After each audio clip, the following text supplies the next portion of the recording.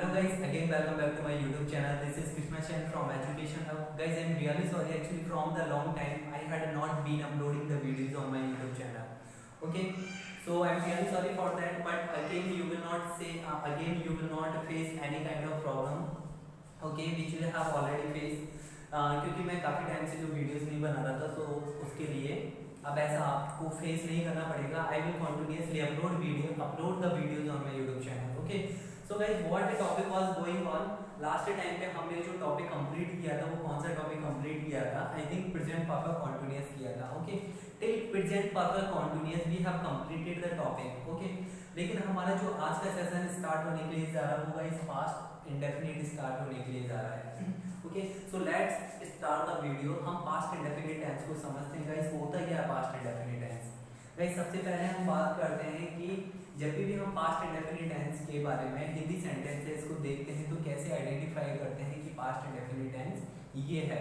तो गाइस उसके लिए मैं आपको बताना चाहूँगा, यदि आपको पास्ट इंडेफिनिट टेंस मिल रहा है तो सबसे पहले हमको ये देखना होगा कि पास्ट इंडेफिनिट टेंस होता है क्या, उसको पहचानते कैसे हैं.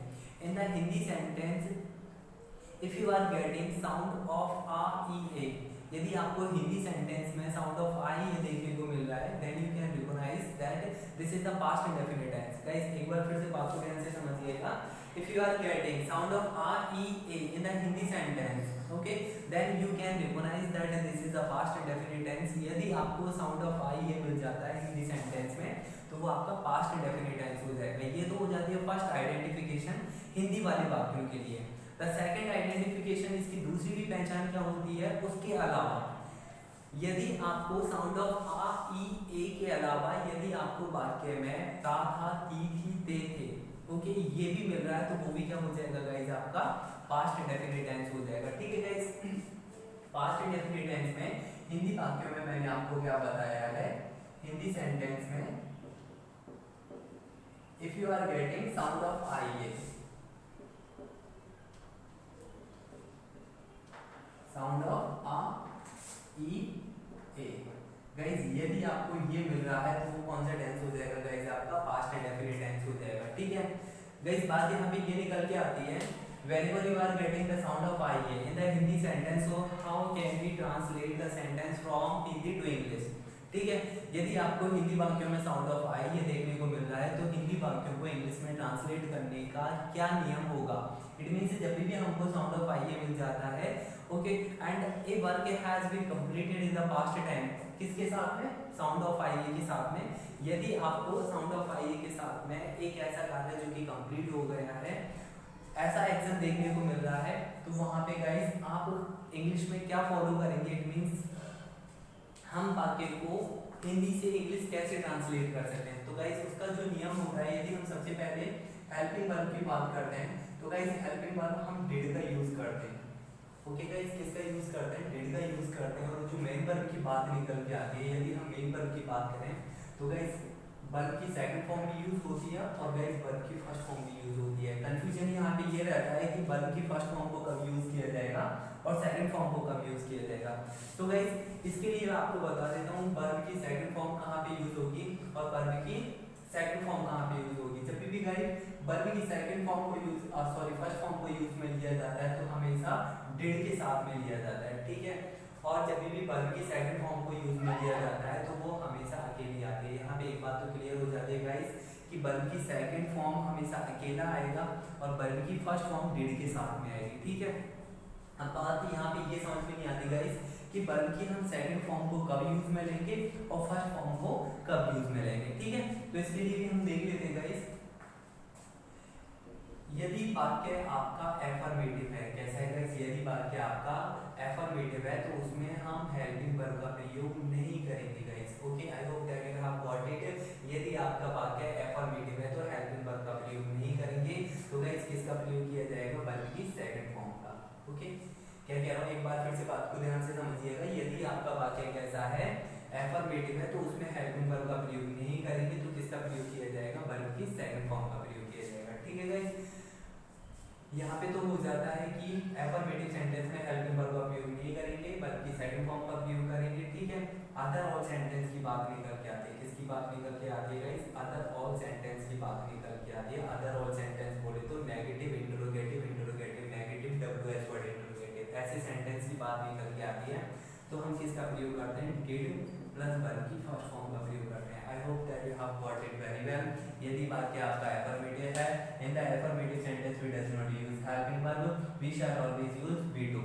Okay, in the other all sentence, wherever we are getting other all sentences just like negative, interrogative, interrogative, negative and WH word interrogative, in this situation we shall have to use did plus V1। हमको यदि other all sentence से negative, interrogative ऐसा कुछ मिल रहा है तो हमेशा did plus one की फर्स्ट फॉर्म का प्रयोग किया जाएगा। ठीक है गाइस, ये तो हो जाता है ऐसे सेंटेंसों के लिए जैसे कि श्याम कल क्रिकेट खेला। ओके गाइस, क्या मिल रहा है आपको? साउंड ऑफ आई ए मिल रहा है। ठीक है, ऐसे सेंटेंसों को हम किस तरीके से बनाते हैं? Shyam played cricket yesterday. Okay guys, ऐसे सेंटेंस में हमने देखिए क्या फॉलो किया है? एफर्मेटिव सेंटेंस है। कैसे सेंटेंस है गाइस? एफर्मेटिव सेंटेंस है। तो एफर्मेटिव सेंटेंस में हमने क्या किया? हेल्पिंग वर्ब का प्रयोग नहीं किया, और हेल्पिंग वर्ब का प्रयोग नहीं किया तो गाइस उसके बाद इट मींस हमने हेल्पिंग वर्ब का प्रयोग तो नहीं किया, तो किसका प्रयोग किया है? वर्ब की सेकंड फॉर्म का प्रयोग किया। तो यही बात मैं आपको समझा रहा था गाइस। क्या समझा रहा था? अदर ऑल सेंटेंस में, किसमें गाइस? अदर ऑल सेंटेंस में डिड प्लस वर्ब के फर्स्ट फॉर्म का प्रयोग होता है। एफर्मेटिव में हेल्पिंग वर्ब का प्रयोग नहीं होता, तो किसका प्रयोग होता है? V2 का प्रयोग किया जाता है। ठीक है, अदर ऑल सेंटेंस की बात हम कर लेते हैं। अदर ऑल सेंटेंस जैसे कि आपका नेगेटिव, तो हम क्या करेंगे? नेगेटिव में देखिए श्याम डिड नॉट प्ले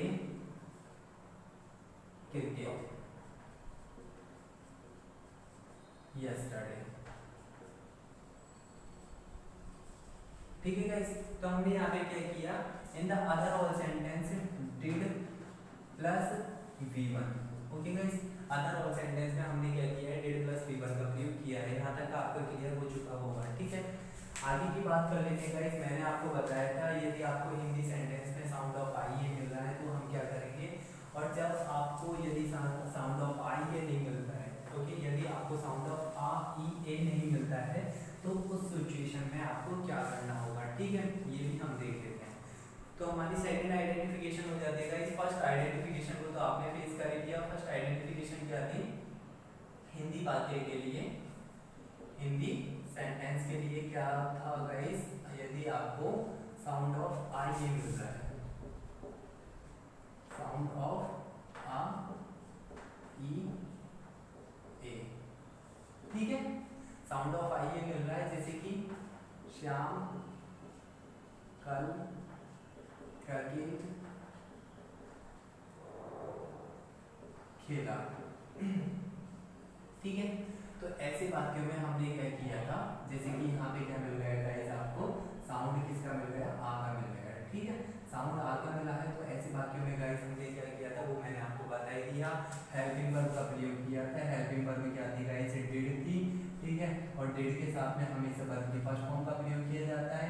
यदि आपका डिड नहीं आ रहा है तो हमेशा वर्ब की फर्स्ट फॉर्म सेकंड फॉर्म का प्रयोग किया जाएगा मेन वर्ब के लिए। ओके गाइस, ये तो था हमारा एफर्मेटिव सेंटेंस में हेल्पिंग वर्ब का प्रयोग नहीं किया जाएगा। जब हेल्पिंग वर्ब का प्रयोग नहीं किया जाएगा तो वर्ब की सेकंड फॉर्म का प्रयोग किया जाएगा। ठीक है, फिर मैंने आपको बताया था अदर ऑल सेंटेंस में, किसमें गाइस? अदर ऑल सेंटेंस में हेल्पिंग वर्ब का प्रयोग किया जाएगा, और जो हेल्पिंग वर्ब हो जाती है वो क्या हो जाती है गाइस? डिड हो जाती है, और डिड के साथ में वर्ब की फर्स्ट फॉर्म का प्रयोग किया जाएगा। ये तो था। ठीक है, सेकंड नियम की बात कर लेते हैं गाइस। यदि हमारा सेकंड नियम आपको देखने को मिलता है तो हिंदी वाक्य में क्या देखने को मिलेगा गाइस? दूसरी बात आपकी निकल के आती है हिंदी सेंटेंस में, जो सेकंड बात निकल के आती है वो आती है ताहा, तीथी और तेथे। Guys, if you are getting ताहा, तीथी, तेथे इन द हिंदी सेंटेंस, तब हमको क्या करना होगा? यदि आपको पास्ट की किसी हैबिचुअल एक्शन की बात हो रही है या किसी ऐसे काम की बात हो रही है जो कि आपने पास्ट में आपकी दैनिक दिनचर्या में किए थे, तो उन सेंटेंस के लिए क्या निकल के आता है, वो आपका फॉर्मूला हो जाता है subject plus use to.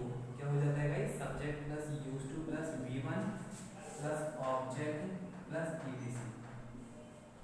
Okay guys, sentence आपको कैसे मिलेंगे? जैसे कि श्याम बचपन में साइकिल चलाया करता था, साइकिल चलाया करता था। Okay guys, if you are getting this type of sentence then what will we have to do? ऐसे सेंटेंसों को बनाने के लिए हम क्या करेंगे? फॉर्मूला है हमारा सब्जेक्ट हो जाएगा Shyam, okay, use to Shyam, use to V1 क्या हो जाएगा गाइस? चलाना। चलाने की इंग्लिश क्या हो जाएगी? राइड। ठीक है, ओके, क्या चलाया करता था? बाइसिकल की बात हो रही है, BI बाइसिकल। गाइस कब चलाया करता था? चाइल्डहुड, ठीक है, बचपन में। ओके गाइस, यहाँ पे आपकी दो आइडेंटिफिकेशन क्लियर हो जाते हैं पास्ट एंड डेफिनेट में। यदि आपको वाक्य में साउंड ऑफ आई ए मिल रहा है, आ ई ए वाले सेंटेंस को किस तरीके से बनाया जाएगा, एंड यदि वाक्य में आपको ता था ती थी ते थे इस तरीके का आपको वाक्य मिल रहे हैं तो हम इस तरीके से उनको बनाएंगे। ठीक है गाइस, ये तो हो जाता है आपका बेसिक फंडा पास्ट एंड डेफिनेट टेंस का। हमारा यदि कंपटीशन में बनने वाले क्वेश्चंस की बात करते हैं, कंपटीशन में बनने वाले क्वेश्चंस की बात करते हैं तो वो किस तरीके से निकल के आएंगे। ओके गाइस, ओके गाइस, यदि हम कंपटीशन में आने वाले क्वेश्चन की बात करते हैं तो उसमें हमको क्या देखने को मिलता है, तो उस चीज को और समझ लेते हैं गाइस। वाक्य में एडवर्ब का होना बहुत जरूरी होता है। किसका? वाक्य में एडवर्ब का होना बहुत जरूरी होता है, जिससे कि हमको वाक्य का पता चल जाता है कि ये कौन से टेंस का वाक्य है, कौन से टेंस का वाक्य नहीं है। जस्ट लाइक एन एग्जांपल, हम एक वाक्य को देखते हैं। मैं लिखता हूँ यहाँ पे Shyam dash cricket with friends. Okay guys, तो मैंने यहाँ पे प्ले द फ्लैग से छोड़ दिया। पहला ऑप्शन देता हूँ मैं प्ले, ओके, दूसरा ऑप्शन देता हूँ मैं is playing. Okay guys, third option रहता है हमारा हैज प्लेड, और फोर्थ ऑप्शन रहता है गाइस हमारा, फोर्थ ऑप्शन की यदि मैं बात करूं तो फोर्थ ऑप्शन रहता है हमारा प्लेड। तो गाइस देखिए, हमको यहाँ पे क्या रखना होगा? Shyam play cricket with friends, Shyam मित्रों के साथ क्रिकेट खेलता है, तो गाइस इसको भी रखा जा सकता है। Shyam is playing cricket with friends, Shyam मित्रों के साथ क्रिकेट खेल रहा है, तो ये भी ठीक हो जाता है। Shyam has played cricket with friends, Shyam मित्रों के साथ क्रिकेट खेल चुका है, तो ये भी ठीक होता है। और Shyam played cricket with friends, Shyam मित्रों के साथ क्रिकेट खेला, तो ये भी ठीक होता है। ठीक है, तो गाइस यदि मैं यहाँ पे एक एडवर्ब लिख देता हूँ यस्टरडे, क्या कर देता हूँ, एक एडवर्ब लिख दिया गाइस। यहाँ पे मैं बात कर रहा हूँ कल की, किसकी बात कर रहा हूँ? कल की बात कर रहा हूँ। A work that has been completed in the past time, यदि पास्ट टाइम में कोई काम कंप्लीट हो चुका है, ओके, तो वो क्या हो जाएगा गाइस? आपका पास्ट डेफिनेट हो जाएगा। यस्टरडे